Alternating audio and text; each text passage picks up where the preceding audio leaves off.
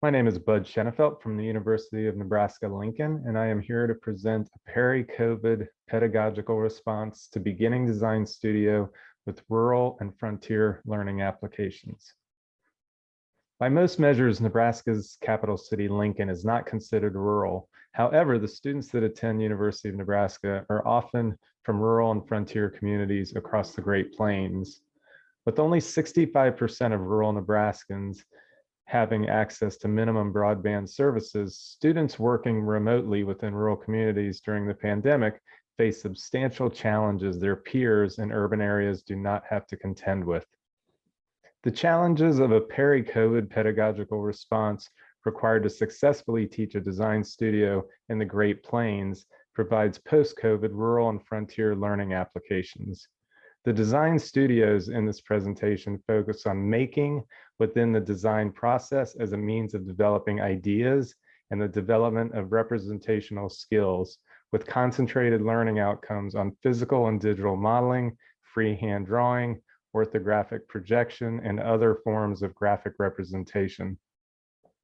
I would like to add that the successful outcomes of this studio work were made possible through a collaboration with UNL instructor Nolan Golgert, Zach Porter, and graduate teaching assistant Ashley Glessinger. Studio environments. On the left, we see the typical studio critique, and on the right, we have an example of a current online approach. The typical peri-COVID approach to studio not only requires students to have the means to interact online through platforms like Zoom, but also to have the ability to acquire the materials necessary to create physical models and drawings. For students in rural communities, how can a reconceived studio experience create an equitable design studio environment? Given that a third of UNL's students are from rural communities, the studio expectations have to account for the realities of rural isolation. For students in remote locations, obtaining the typical materials necessary for developing a project might require several hours of driving round trip. Additionally, many of the students were no longer in apartments or dorms, but rather home with their family, which presents its own challenges. For example, students might be working at a dining room table or on the floor or in the same room as their siblings. To minimize the stress of acquiring modeling materials during the first few weeks of the semester, the projects were designed to require materials that could be acquired from any location. For example, the graphic packaging from a cereal box, cardboard, or colored cardstock.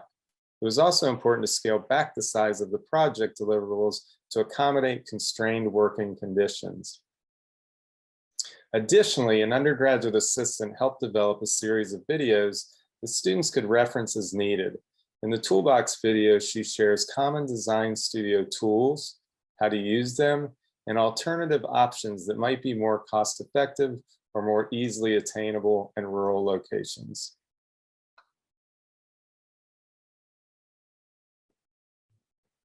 For students, the design studio is where work is shared with peers and instructors and new ideas are developed and evaluated. The design studio is the cornerstone of design education. As an alternative to the physical studio space, online platforms were evaluated for ease of use and availability within the unique constraints of rural Nebraska. Given the limited bandwidth for a large majority of our rural residents, the best solution was one that students were familiar with and could easily access without broadband. The solution was social media, specifically Instagram. In addition to being universally used by students, it was also accessible by phone, which broadened the possibilities of it being the most inclusive approach to studio teaching. Social media provided a platform to share and critique proposed solutions to design problems. And by design, students were not only required to post images to Instagram, but also share their intent by writing short summaries of the work, developing a skill atypical to design studios. Anonymity was an unintentional but advantageous outcome of using social media as our sharing space. Everyone shared and posted work to the studio account, which required one name and one password shared amongst the students. Project postings were not linked to the names of the students. This allowed the class to have in-depth conversations on the merit of the work itself without any associations to its creator. Additionally, by grading the work prior to meeting with the students, everyone was guaranteed a fair and unbiased evaluation of the proposed solution to the assigned project. And one more thing, on the far right image, we see students were also able to come in their own personal account and rate which ones they thought were the best through a system of hearts and flames to evaluate the most successful projects of their peers. Lastly, Instagram became a very useful tool for discussing and evaluating the students' proposed compositions. In this example, we use Zoom tools to identify primary and secondary compositional elements from the students' selected artwork. And then by taking advantage of Instagram's platform, which stacks images sequentially, we are able to discuss the students' compositional response to the image they chose. So we see these orange lines being overlaid on the primary and secondary moves within that composition that the student has selected. And then we're able to go back through that, through the iterations of compositions the student created, and see how it reflects the compositional moves within the original image, and what are the strengths and what are the weaknesses of the compositions that were created by that student.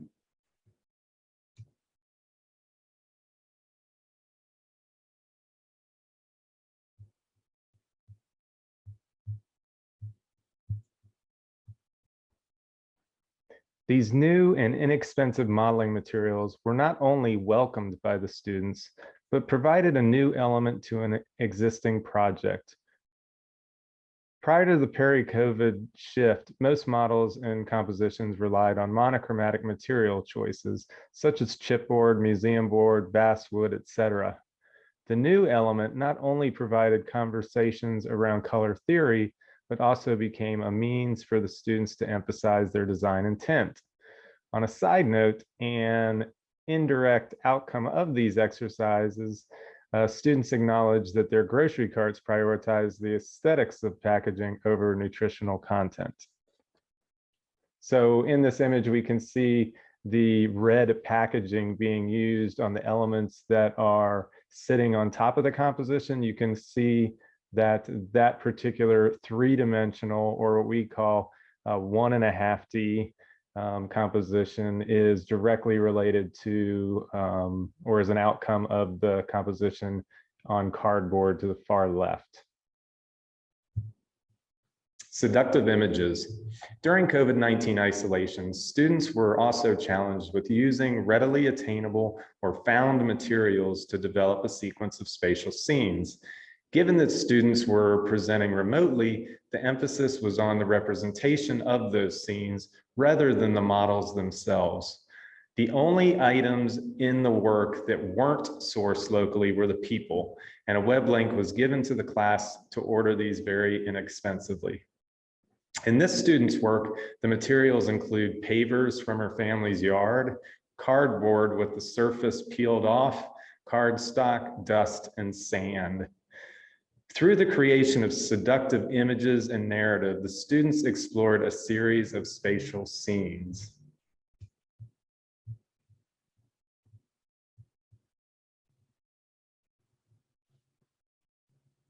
In an attempt to minimize the possibility of exposing students to COVID-19, the students were forced to creatively consider materials, as well as become masters of light, shadow, texture, and the process of staging a seductive photo. The students were not allowed to use any post-production techniques on their images. In other words, Photoshop was not allowed in the creation of these images. This set of images uses cotton, cardstock, cardboard, clear packaging material, and melted crayons, all of which are accessible to students regardless of where they're living within Nebraska or throughout the region.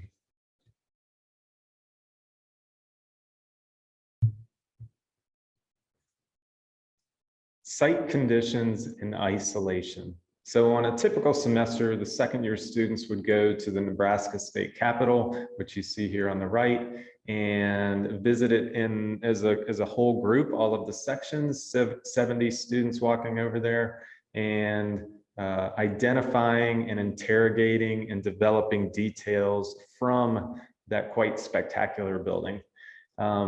Given that our new site conditions, now that we're in isolation, look more similar to the left image, which happens to be a photo that one of my students shared of his apartment, things are much different if we want to respect the health of our students in the classroom.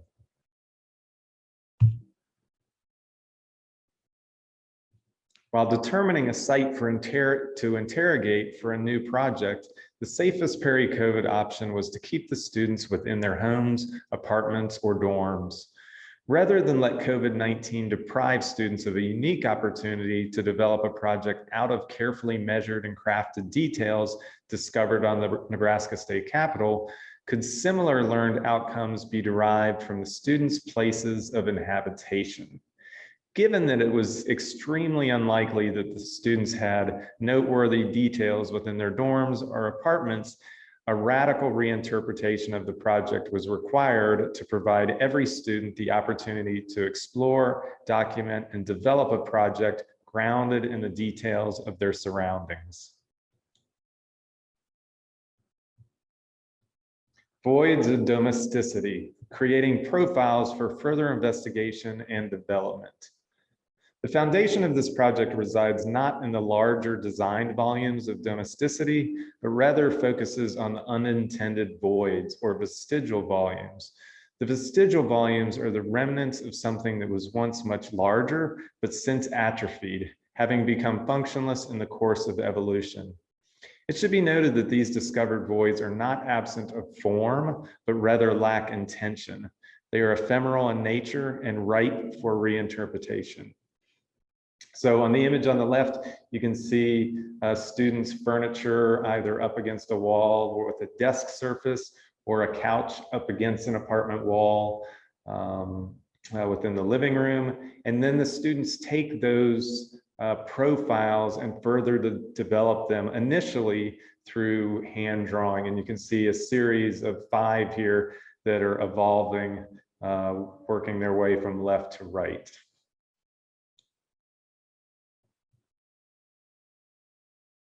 Here we see the profiles that are being developed on the left, and then students are taking those profiles from those relationships between the furniture and walls or adjacent objects, and putting them into 3D modeling programs such as Rhino, and extruding and lofting and pulling and pushing these objects to just start to get the foundations of some new ideas on what volume could be. So what you're seeing there is not a mass, but is supposed to represent a volume.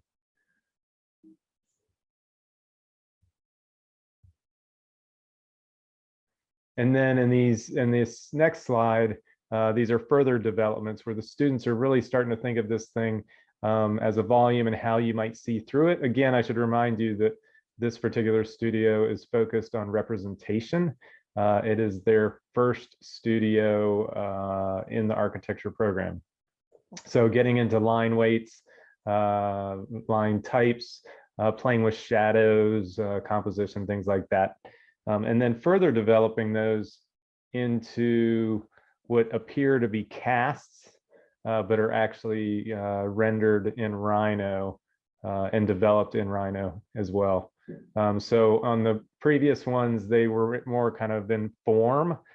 These particular exercises, we're looking at it as much as possible as just the volume itself. And another one of those, and further getting further developed. A focus on equitable design education prompted the shift in focus from form to volume. But the Peri-COVID response also redefined the contributors necessary for successful learning outcomes. If it wasn't for the COVID situation we went through, this particular project would have never been developed. We would have continued going with the form exploration. Since this project, we're planning on developing this further because the outcomes were very successful out of this particular line of research with the students.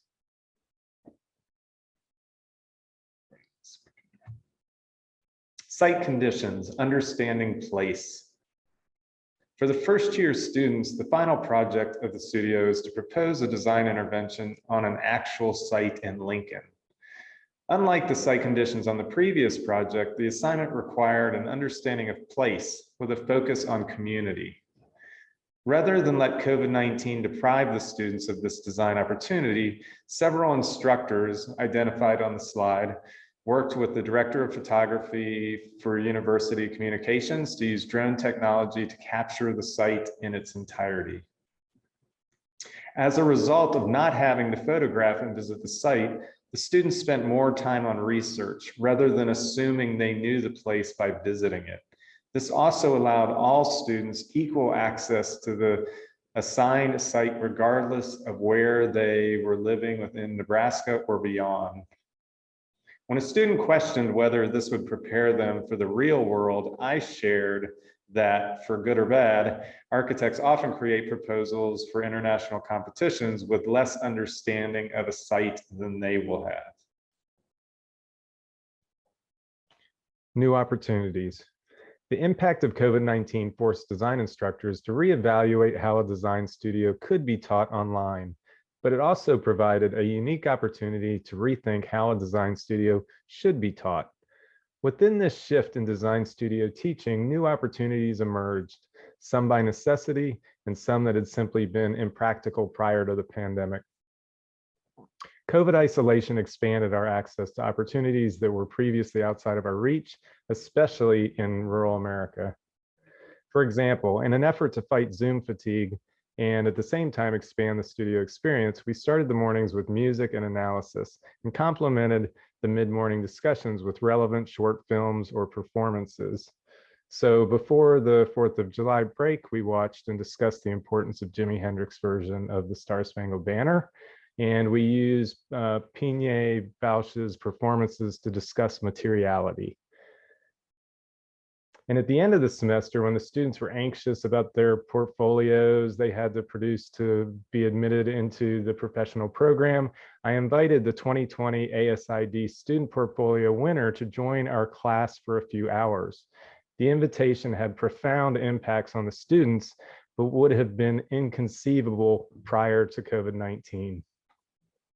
Lastly, and one of my favorite outcomes of COVID-19 is trading time with fellow design educators at other institutions, nationally or internationally, and exposing students to diverse design perspectives and methodological approaches.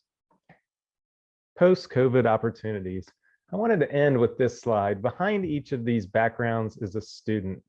What you see is their proposal for a given project. What you also see is every student is having an equal opportunity to engage in the studio, to participate in the conversations, and to control their own education. Educational equity suggests unimpeded access to education and the removal of barriers standing in the way of students' successes. The studio's response to COVID-19 was to focus on equity of education, include students in the process, and approach the challenges as a design problem. Thank you for your time.